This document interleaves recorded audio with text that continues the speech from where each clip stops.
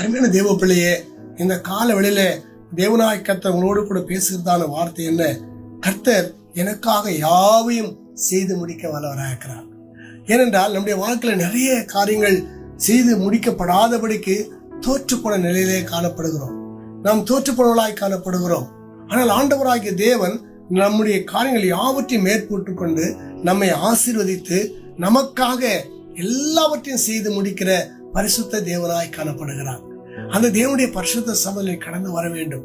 ஏனென்றால் இந்த தேவனாய் கர்த்தர் யாருக்கு இதை செய்கிறார் என்று நாம் பார்ப்போம் என்று சொன்னால், கீழே வாசிக்கிறோம் 5ஆம் வசனத்துல பார்க்கும் 6ஆம் வசனத்தில் பார்க்கும்போது, கர்த்தர் உயர்ந்தவராயிருந்தும் தாழ்மை உள்ளவனை நோக்கி பார்க்கிறார், மேட்டிமையானவனையோ தூரத்திலிருந்து அறிகிறார் என்று சொல்லுகிறார். அருமையான தேவ பிள்ளையே, இன்னைக்கு தேவனாய் கர்த்தர் ஒரு பெரிய உயர்ந்தவர். வானவருக்கு சிங்காசனம், பூமி அவருக்கு பாதப்படியா இருக்கிறது. ஆனாலும் அப்படிப்பட்ட உயர்ந்த தேவன் யாரை நோக்கி பார்க்கிறாரா? தாழ்மை உள்ளவர்களை நோக்கி பார்க்கிறார். தாழ்மை உள்ள தேவ பிள்ளையே, உனக்காக யாரும் எந்த காரியத்தையும் செய்யவில்லை என்று சொல்லி ஏங்கிக் கொண்டிருக்கிறாயா? உனக்காக தேவனாய் கர்த்தர் யாவற்றையும் செய்து முடிக்க இப்பொழுதே வந்துவிட்டார்.